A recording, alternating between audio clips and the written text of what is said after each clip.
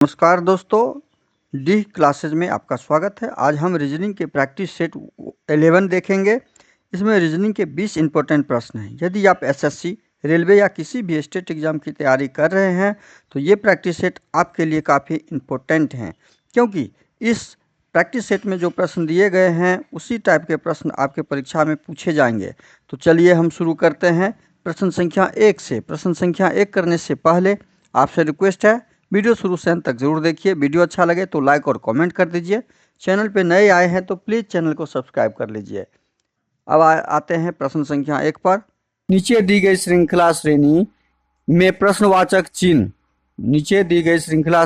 प्रश्नवाचक चिन्ह के स्थान पर कौन सी संख्या आएगी? कौन सी संख्या आएगी यहाँ पे प्रश्नवाचक चिन्ह के स्थान पे, उसे ज्ञात करना है। तो उसे ज्ञात करने के लिए हम क्या करेंगे? हम 931, 131, 573, 179 इस सबों के बीच संबंध स्थापित करेंगे। ये बड़ी संख्या से छोटी संख्या में आगे, फिर छोटी से बड़ी में, फिर बड़ी से छोटी में, फिर छोटी से बड़ी में। तो इससे यह स्पष्ट नहीं होता है कि कितने का अंतर, कितने का जोड़ है। तो हम क्या करेंगे? हम देखेंगे कि यहाँ पे इकाई स्थान पे क्या है? 1 है। यहाँ भी इकाई स्थान पे 1 है। यहाँ भी इकाई स्थान पे 1 है।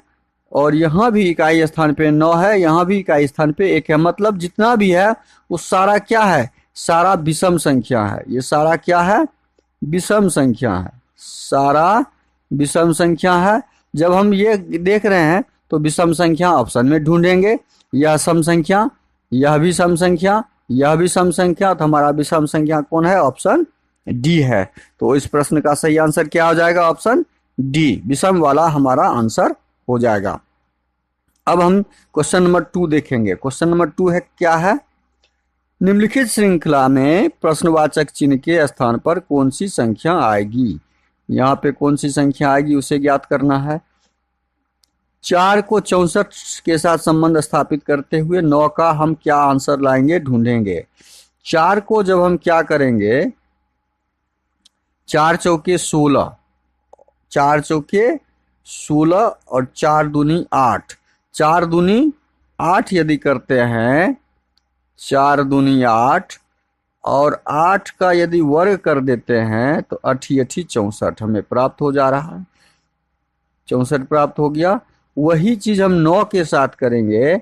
9 दूनी 18 और 18 का वर्ग कर देंगे तो 18 का वर्ग 18 18, 18 को 18 से जब गुना करेंगे तो हमारा आंसर 324 आएगा।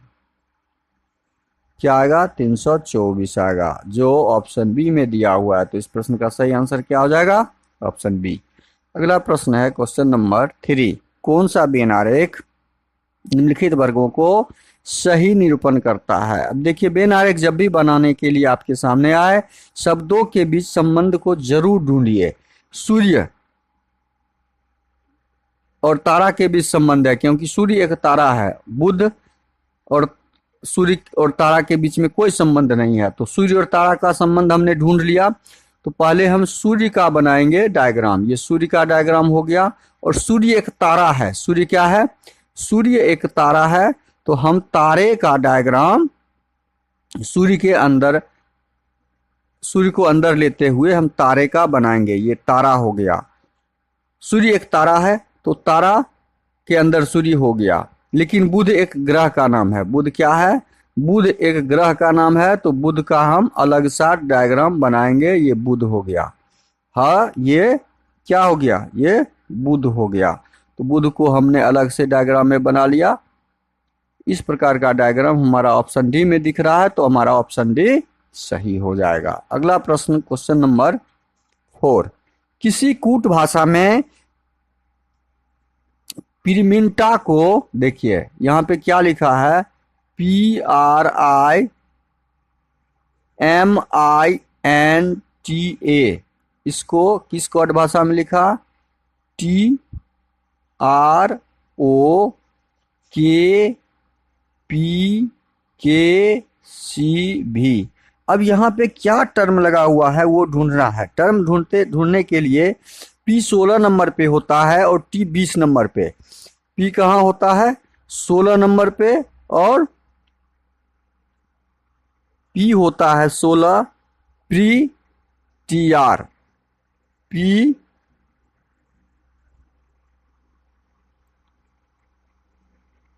T R okay. अच्छा, अब यहाँ पे यह कोड जो दिया हुआ है प्रीमिंटा, तो इस प्रीमिंटा का हमारा क्या कोड दिया हुआ है? टी को पी में देखिए, पी के बाद क्या होता है? Q R. पी के बाद क्या हो जाएगा? पी में कितना जोड़ेंगे तो आर हो जाएगा। पी 16 2 18, ये क्रॉस करके 18 किया है। देखिए क्रॉस करके पी 16 नंबर पे है तो ये 18 नंबर पे होता है, और ये 18 नंबर है तो ये 20 नंबर पे होता है। देखिए +2 का क्रॉसिंग है, +2 का क्रॉसिंग है। एम 13 नंबर पे तो 13 2 15, आई 9 2 11, +2 का क्रॉसिंग है। देखिए एन 14 2 16 और 9 2 11, +2 का क्रॉसिंग है। हमने क्या यहाँ पे टर्म ढूंढा कि यहाँ जो लेटर है दिया हुआ, वह लेटर अपने आप में अपने स्थान को क्रॉस करके +2 कर रहा है। तो इंडिया का जब कोड हम ज्ञात करेंगे, इंडियन का, तो इंडियन के लिए भी हमारा कोड क्या हो जाएगा? इसी यही पैटर्न पे हो जाएगा। I N D I A N. जब इंडियन का कोड हम ज्ञात करेंगे तो हम पैटर्न क्या ढूंढेंगे? पैटर्न यही ढूंढेंगे कि एन को क्रॉस करेंगे और आई को क्रॉस करेंगे और +2 कर देंगे। +2 9 2 11 यहाँ के हो जाएगा, और एन 14 2 16 यहाँ पी हो जाएगा। पी के वाला हमारा जो आंसर होगा ऑप्शन ए में दिया हुआ है, हमारा आंसर ए यहाँ से ही निकल गया। हम आगे एग्जाम में आगे नहीं करेंगे, हम अगले क्वेश्चन पे चले जाएंगे। अगला प्रश्न है क्वेश्चन नंबर 5। निम्नलिखित में से कौन सा विकल्प दी गई श्रृंखला को पूर्ण करेगा? अब दी गई श्रृंखला को पूर्ण करने के लिए प्रश्नवाचक चिन्ह के स्थान पे क्या आएगा वो ज्ञात करना है। तो दी गई श्रृंखला में P का संबंध A के साथ ज्ञात करना होगा। P और A में बहुत का अंतर है।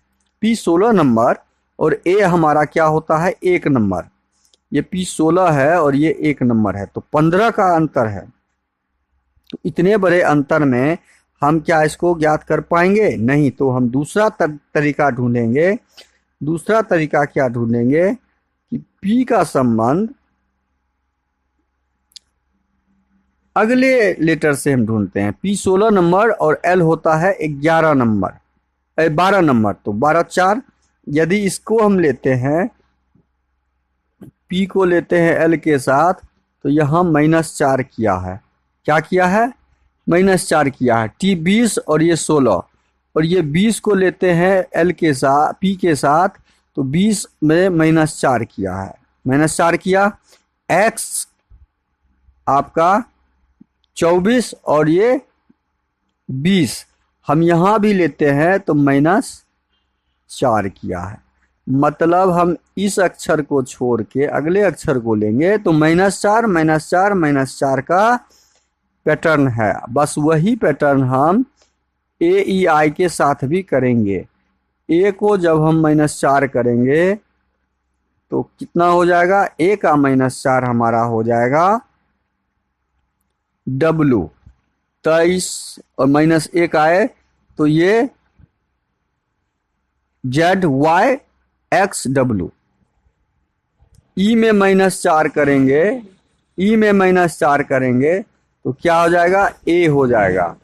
E में -4 करेंगे और I में -4 करेंगे, I में -4 करेंगे तो हमारा E हो जाएगा, क्योंकि 9 में 4 करेंगे घटाएंगे तो 5 हो जाएगा। तो WAE हमारा आंसर कहाँ पर दिख रहा है? ऑप्शन डी में दिख रहा है। तो हमारा आंसर क्या हो जाएगा? ऑप्शन डी हो जाएगा। अगला प्रश्न है क्वेश्चन नंबर 6। 55 विद्यार्थियों की कक्षा में शीतल का स्थान बाएं से 28वां और बताइए दाएं से कौन सा है। जब यह इस प्रकार का प्रश्न आपके सामने आए तो हमेशा ध्यान रखिए कुल बराबर, कुल विद्यार्थी की संख्या कुल बराबर लिखिए, दाएं से या बाएं से जोड़ बाएं से हम और घटे 1। क्योंकि लड़का लड़की एक ही होगा, विद्यार्थी तो कोई उस कुर्सी पर एक बार ही बैठेगा, इसलिए एक घटाते हैं हम। अब कुल यहाँ दिया हुआ है 55 और दायां यहाँ पे हमें निकालना है, दायां का दायां लिख देंगे और बायां यहाँ पे दिया हुआ है 28।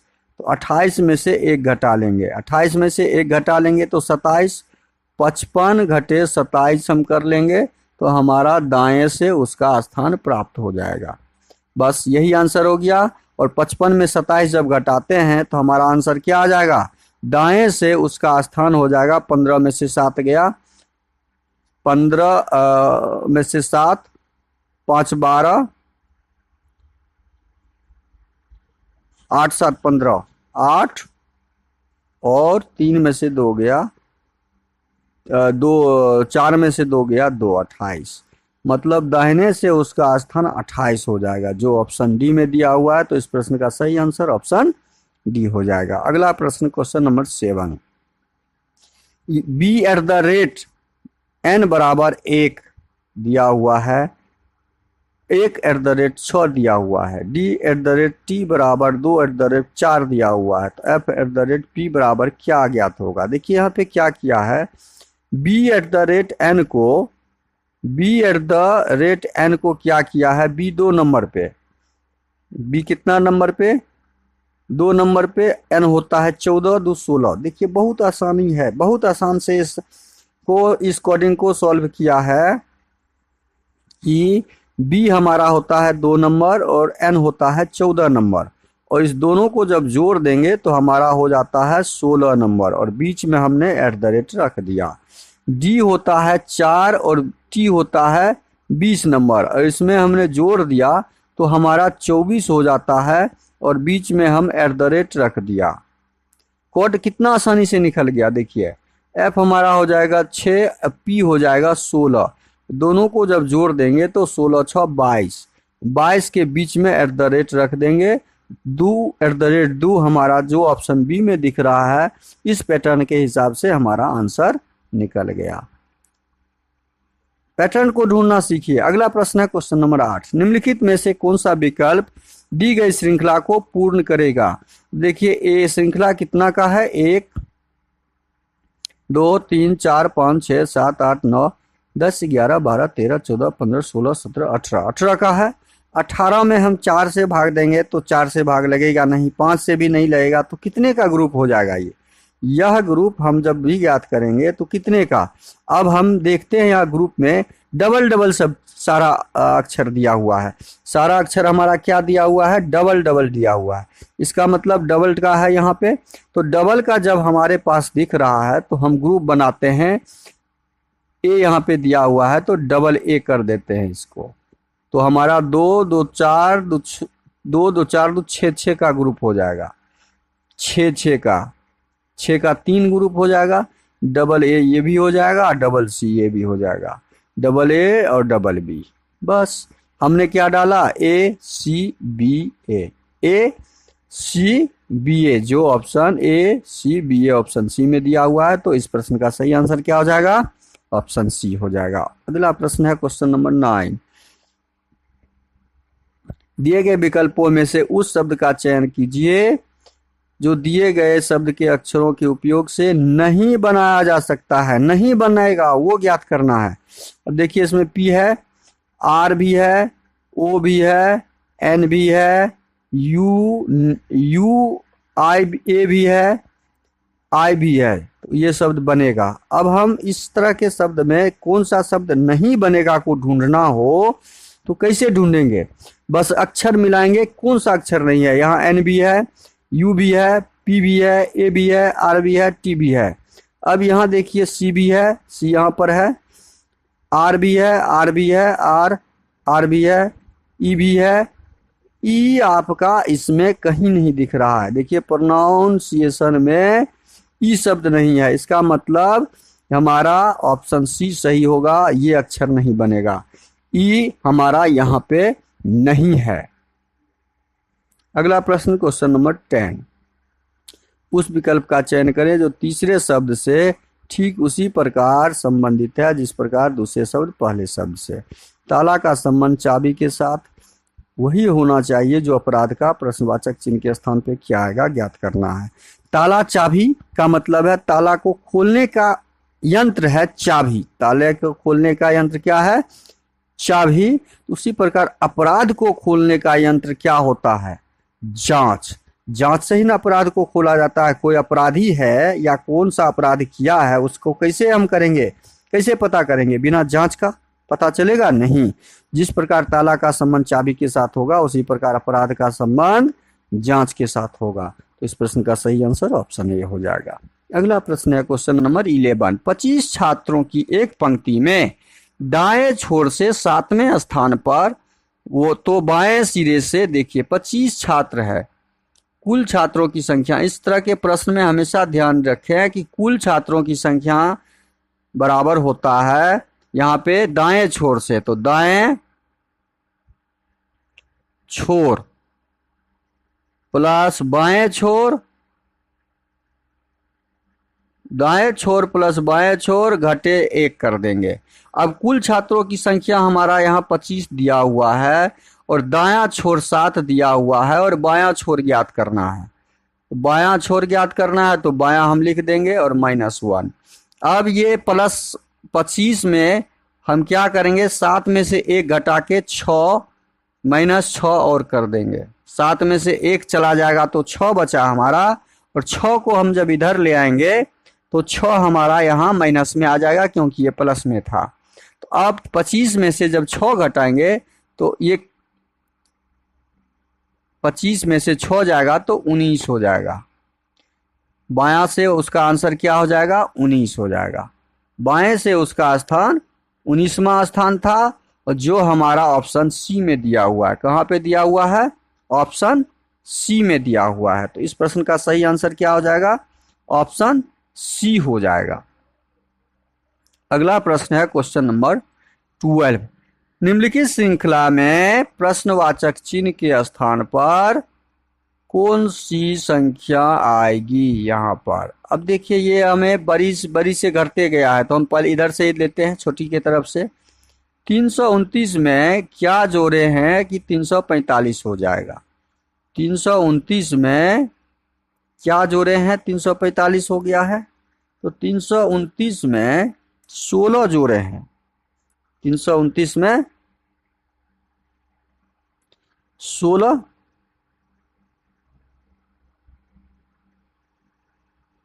जोड़ते हैं यदि, तो 9 6 15, मतलब घटाए हैं। 345 में या जोड़े हैं, जोड़ का ही ले लें या घटाओ। हम इधर से इधर यदि आएंगे तो जोड़ेंगे, इधर से इधर आएंगे तो घटाएंगे। हम बाएं से दाहिने से बाएं की तरफ ही आ जाते हैं। ठीक, अब देखिए 16 घटाए हैं यहाँ पे। 345 में कितना घटाए हैं, जोड़े हैं, जोड़ ही कर देते हैं। इधर आएंगे तो जोड़ेंगे। 345 में कितना जोड़ेंगे? जो 370 हो जाएगा। 16 345 में 370 में 45, 10 में से 5 गया 5, 10 में से 5 गया 5, और 7 6 में से 4 गया 2, 25। अब हम कितना जोड़े इसमें? जो 25 जोड़ने के बाद हमारा 370 हो जा रहा है। अब 370 में कितना जोड़ेंगे? जो 406 हो जाएगा। तो 6 का 6, 10 में से 7 गया 3, 36 प्लस करेंगे तो 406 हो जाएगा। अब ये देखते हैं कि 519 में कितना जोड़ेंगे हम? जो 600 हो जाएगा। इसका भी ज्ञात कर लेते हैं, तब हम इसका और इसका ज्ञात करेंगे। तो 519 में से 600 में से 519 घटा लें तो हमारा वो उतना जोड़ने से आंसर आ जाएगा। मतलब 10 में से 9 गया 1, 9 में से 1 गया 8, 81। अब हम क्या पाते हैं? हम यह पा रहे हैं यहाँ पर संबंध कि ये 16, ये 25, ये 36, ये 4 का इस वर्ग है, ये 5 का वर्ग है, ये 6 का वर्ग है। हम ये वर्ग वाला सिस्टम ज्ञात कर लिए। 6 का वर्ग है और ये 9 का वर्ग है। तो बीच में हमारा 2 पैटर्न बचा हुआ है, एक ये घट के जोड़ के आएगा और एक ये जोड़ के आएगा। तो इस दोनों का जब हम जोड़ ज्ञात करेंगे तो एक हमें जो गैप दिख रहा है यहाँ पे, एक 7 का स्क्वायर दिख रहा है और एक 8 का स्क्वायर दिख रहा है। हम यदि पैटर्न ऐसे लगाए तो एक 7 का स्क्वायर दिखेगा, एक 8 का स्क्वायर दिखेगा। तो 7 का स्क्वायर 7 सत्ते 49 जोड़ेंगे यहाँ पे, हम क्या जोड़ेंगे यहाँ पे, हमारा आ जाएगा 49 जोड़ने से यहाँ पे 406 में 49 जोड़ देंगे, वही संख्या हमारा आंसर आएगा। तो 9 6 15 और 4 1 5, 455 हमारा आंसर क्या आ जाएगा, 455। 455 हमारा ऑप्शन बी में दिया हुआ है, 455 हमारा। और यहाँ पे 8 8 64 जोड़ने से हमारा 455 में 64 जोड़ते हैं तो 519 होता है, देख लीजिए। 5 4 9, 5 6 4 10 1 11, 6 4 10 6 5 11, 4 1 5 आ रहा है। तो हमने पैटर्न ढूंढा क्या कि जितना का जोड़ हम आगे बढ़ते गए हैं वह किसी न किसी संख्या का वर्ग है। तो 4 का वर्ग शुरू हुआ, 4 से क्रमिक, 4 में 1 जोड़ते गए तो 5, 5 में 1 जोड़े तो 6, 6 में 1 जोड़े तो 7। यही पैटर्न से हम 7 और 8 का भी, 8 में 1 जोड़े तो 8 9, यही पैटर्न हमने इसमें लगा के इसका आंसर ढूंढा है। अगला प्रश्न है क्वेश्चन नंबर 13। निम्नलिखित 4 अक्षरों समूह में से 3 भिन्न है, विषम को चुनना है। अब विषम को चुनना है तो सी, 3 नंबर सी और डी। सी के बाद यहाँ लास्ट में डी दिया हुआ है मतलब +1, यू के बाद यहाँ भी दिया हुआ है +1, ए के बाद यहाँ बी दिया हुआ है +1, लेकिन क्यू के बाद एस यहाँ नहीं है। क्यू के बाद आर होना चाहिए, क्यू के बाद यहाँ पे क्या होना चाहिए, आर, जबकि एस दिया हुआ है। तो हमारा भिन्न क्या निकल गया, ऑप्शन डी निकल गया यहाँ पे भिन्न। अगला प्रश्न है क्वेश्चन नंबर 14। नीचे दिए गए पासे की 2 स्थितियां दी गई है, एन वाली फलक के विपरीत एन के पीछे कौन सा होगा। देखिए इस तरह के जब भी पासे दिए हुए हो और पासे में संख्या छोड़ के कोई भी संख्या, कुछ भी चिन्ह या ABCD या कोई भी गणितीय संख्या या कोई भी मार्किंग या लाल हरा कुछ दिया हुआ हो तो वो सारे पासे सामान्य पासे कहलाते हैं। ये पासा कौन सा पासा है, ये सामान्य पासा है। ये पासा कौन सा हो गया, सामान्य पासा। और सामान्य पासा जब हम ज्ञात कर लेते हैं तो उसमें कॉमन अंक को प्राप्त करते हैं या कॉमन अक्षर को प्राप्त करते हैं। पासा 1 और पासा 2, पासा 1 का कॉमन और पासा 2 का कॉमन ज्ञात करेंगे। पासा 1 में कॉमन कौन सा है, 1 और 2 में पी है कॉमन, हमने पी लिख दिया कॉमन। अब हम क्लॉकवाइज चलेंगे, पी के क्लॉकवाइज एन, पी के क्लॉकवाइज एन और एन के क्लॉकवाइज एम, एन के क्लॉकवाइज एम। इस सेकेंड पासे का पी का क्लॉकवाइज आर, पी का क्लॉकवाइज आर, आर का क्लॉकवाइज घड़ी की सुई के अनुसार चलेंगे तो ओ। अब हमें ज्ञात करना था क्या, एन का विपरीत, हमें ज्ञात करना था एन का विपरीत। प्रश्न में दिया है एन का विपरीत, तो एन का विपरीत हमारा आर होगा। एम का बोलता तो एम का विपरीत ओ होगा, आर का विपरीत बोलता तो एन, एन का विपरीत आर। हमारा आंसर आर आएगा जो ऑप्शन सी में दिया हुआ है, ऑप्शन सी सही हो जाएगा। अगला प्रश्न है क्वेश्चन नंबर 15। दिए गए संयोजन का सही दर्पण प्रतिबिंब ज्ञात करना है। अब देखिए सही प्रतिबिंब ज्ञात करने के लिए ये ओ तो ज्यों का त्यों हो जाएगा, एच भी ज्यों का त्यों हो जाएगा दर्पण में, 2 हमारा उलट के आएगा, 2 हमारा उलट के आएगा, 7 जो ऐसे है ऐसे हो जाएगा, 8 ज्यों का त्यों हो जाएगा। अब जब हम यहां तक कर लिए तो हम पहले शुरू से ही मिलाते हैं। देखिए OH2 7, 8 तक तो सही है, 8 तक तो सही है, 8 तक हम आ गए थे। पी हमारा उलट के हो जाएगा, क्यू जैसे ऐसे हो जाएगा। उसके बाद जेड दिया हुआ है तो जेड हमारा ऐसे हो जाएगा, जेड हमारा इधर से शुरू होगा, इधर उल्टा हो जाएगा। जेड हमारा कहाँ से शुरू होगा, जेड हम जब शुरू करेंगे तो इधर से शुरू करेंगे, ऐसे हो जाएगा, ठीक है। अब जब जेड हमारा ऐसे हो जाएगा तो ई हमारा ऐसे हो जाएगा, डब्लू ज्यों का त्यों हो जाएगा, क्यू हमारा इधर से हो जाएगा। अब देखिए Q हमारा इधर से जहाँ पे दिख रहा है, ये W वाला तो संभव नहीं है, C पहले कट गया हमारा ऑप्शन। Q के बाद W और W के बाद E के बाद Z, Z के बाद P के बाद 8, 8 के बाद 7, 7 के बाद 2, 2 के बाद H के बाद 3 नंबर पे यहाँ पे हमारा इधर से E दिया हुआ है।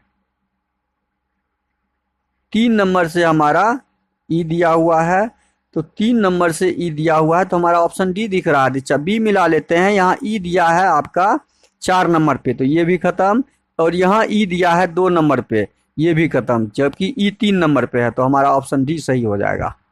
अगला प्रश्न है क्वेश्चन नंबर 16। उस आकृति का चयन करें जो निम्नलिखित श्रृंखला में प्रश्नवाचक चिन्ह के स्थान पे आएगा। और देखिए प्रश्नवाचक चिन्ह के स्थान पे आकृति ज्ञात करना है। एक तीर था जो बायां तरफ था, दूसरा तीर आया उलट के बायां दायां हो गया, और एक ऊपर नीचे से ऊपर की तरफ लग गया, फिर ये उलट के बायां और दायां उलट के, और ये फिर उलट के, तो यहाँ पे क्या हो जाएगा, अगला तीर इस दिशा में होगा, ये ऐसे हो जाएगा और ये ऐसे हो जाएगा, ये नीचे की तरफ हो जाएगा और ये ऊपर की तरफ हो जाएगा, और एक तीर एक्स्ट्रा बढ़ते गया है और एक तीर हमारा ऐसे बढ़ जाएगा। तो यह ऑप्शन हमारा ए में नहीं दिख रहा है, क्योंकि ये दोनों तीर ऊपर की दिशा में है, ए संभव नहीं है। ये हमारा तीर आपका ऑप्शन बी जो दिख रहा है, ऑप्शन बी बायां दायां, 16 नंबर प्रश्न, बायां दायां हमारा ऑप्शन बी लग रहा है होगा। अब ऑप्शन सी पहले देख लेते हैं, नहीं होगा, ये दोनों तीर ऊपर की दिशा में है, तो ऑप्शन सी भी नहीं होगा। ऑप्शन डी मिलाते हैं हम। ऑप्शन डी में ये तीर तीनों एक ही दिशा में मिला हुआ है, ये देखिए दोनों एक ही दिशा में तीर है, तो ऑप्शन डी भी नहीं होगा, इसलिए तो हम ऑप्शन बी हमारा सही हो जाएगा। अगला प्रश्न है क्वेश्चन नंबर 17। यदि कमेंट को, अच्छा यहाँ पे क्या किया है, कमेंट का COMMENT, कमेंट का जब हमने ज्ञात किया कोड, तो क्या किया है, 4, 17, 16, 17, 10, 20, 27। अब हम देखते हैं C 3 नंबर, तो 3 में 1 जोड़ दिए हैं, 3 में 1 जोड़ के कोड हम ज्ञात कर लिए, 4 नंबर। O 15 नंबर, O में हम 2 जोड़ के ज्ञात कर लिए 17 नंबर, O में 2 जोड़ के ज्ञात कर लिए 17 नंबर। M होता है 13 नंबर, तो 13 में हम कितना जोड़े, 3 जोड़े, 4 जोड़े, 1 2, 15 में 2 जोड़े 17, 3 में 1 जोड़े 4। M होता है आपका, M होता है, अच्छा ये 16 नंबर है, ठीक है, 4 जोड़ने से 16 हो गया। इस M में 5 जोड़ने से 17 हो गया, इस 5 में 6 जोड़ने से 10 हो गया, N में 7 जोड़ने से, मतलब हम इसमें 8 जोड़ने से 1 2 1 2 3, देखिए यहाँ पे हमने गलती लिख दिया है, 3 यहाँ होगा, यहाँ 4 होगा, यहाँ 5 होगा, यहाँ 6 होगा, यहाँ 7 होगा। हमने कोड कैसे ज्ञात किया, उसके स्थानीय मान के अंकों के साथ 1 2 3 4 5 प्लस करते हुए हम आगे बढ़ते चले गए। उसी प्रकार शेयर का कोड यहाँ पे दिया हुआ है, तो शेयर का भी कोड हम जब ज्ञात करेंगे तो ये सही निकलेगा, ज्ञात कर लेते हैं। शेयर का भी ज्ञात कर लेते हैं,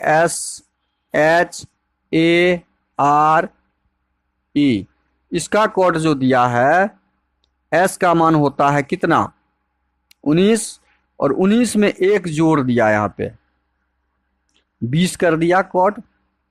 H का मान होता है 8, 8 में 2 जोड़ दिया तो 10, देखिए यहाँ पे 20, यहाँ 10 हो गया। A में A का मान होता है 1, और 1 में 3 जोड़ दिया, इसमें 2 जोड़ दिया था, इसमें 3, तो 4, कोड यहाँ पे 4।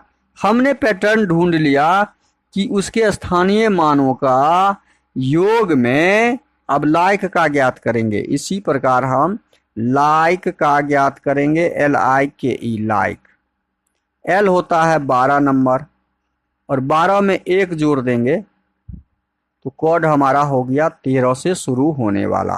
तो 26 वाला जितना भी है 26 से शुरू, कट गया, ऑप्शन सी वहां ही कट जाएगा।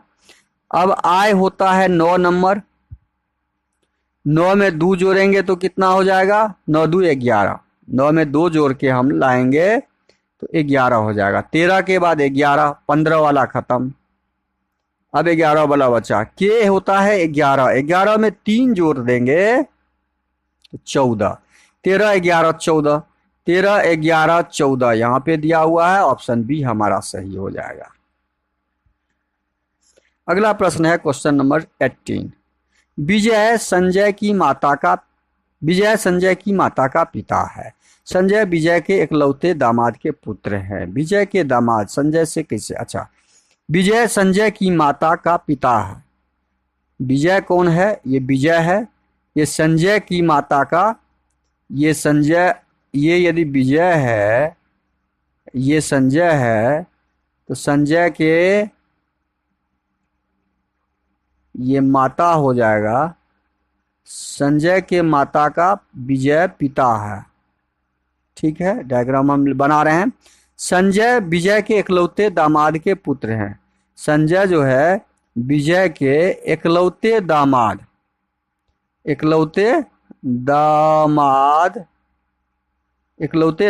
के ये पुत्र है। इकलौते दामाद का यह पुत्र है। ठीक है, डायग्राम बना दिए। विजय के दामाद संजय से कैसे, अच्छा, डेटा अपर्याप्त होना चाहिए। यहाँ पे एक मिसिंग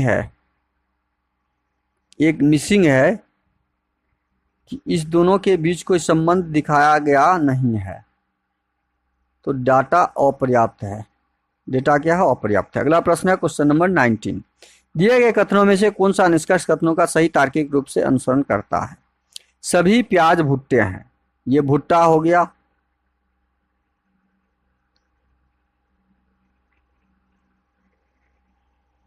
पहले प्याज होगा पहले। सभी प्याज, ये प्याज है, ये जितने भी प्याज हैं सब क्या है, भुट्टे हैं। भुट्टा कर दिए बी से, ये सेंटेंस कथन सही कर लिए। सभी भुट्टे बीज हैं। अब जितना भी भुट्टा है वो सब किसके अंतर्गत आया, बीज के अंतर्गत आएगा। बीज के अंतर्गत आ गया। अब निष्कर्ष पढ़ेंगे, हम डायग्राम बना लिए। निष्कर्ष पढ़िए। सभी प्याज बीज है, ये प्याज है और प्याज बीज है, मतलब बीज के अंदर प्याज है, तो सभी प्याज तो है ही बीज, तो हमारा निष्कर्ष 1 सही है। कुछ बीज प्याज है, कुछ बीज जो है, हाँ कुछ बीज है, बीज के अंदर यहाँ कुछ भाग है जो प्याज है, तो ये सेंटेंस भी हमारा सही हो गया। मतलब ये निष्कर्ष दोनों हमारा सही है जो ऑप्शन डी में दिया हुआ है। तो इस प्रश्न का सही आंसर क्या आ जाएगा, ऑप्शन डी हो जाएगा। अगला प्रश्न है क्वेश्चन नंबर 20। दिए गए कथन में से कौन सा तर्क सही है वो ज्ञात करना है। अब देखिए तर्क, कथन पढ़िए। पढ़ाई करने का सबसे अच्छा समय प्रातः काल का है। पढ़ाई करने का सबसे अच्छा समय प्रातः काल का है। अब तर्क को पढ़ना है, तर्क से आंसर ढूंढना है। पढ़ने के लिए कोई और समय अच्छा नहीं है, ये तर्क तो एकदम बेकार है।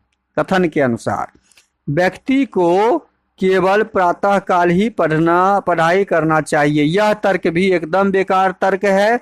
व्यक्ति को कभी भी पढ़ाई करना चाहिए। पढ़ने का कोई समय निहित नहीं है, टाइम फिक्स नहीं है, किसी भी समय पढ़ा जा सकता है, लेकिन सुबह का समय अच्छा होता है, ये सेंटेंस में दिया हुआ है।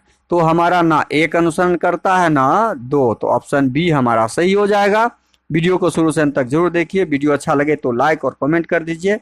चैनल पे नए आए हैं तो प्लीज़ चैनल को सब्सक्राइब कर लीजिएगा। दोस्तों को अधिक से अधिक शेयर जरूर कर दीजिएगा। थैंक यू, धन्यवाद। जय हिंद, जय भारत।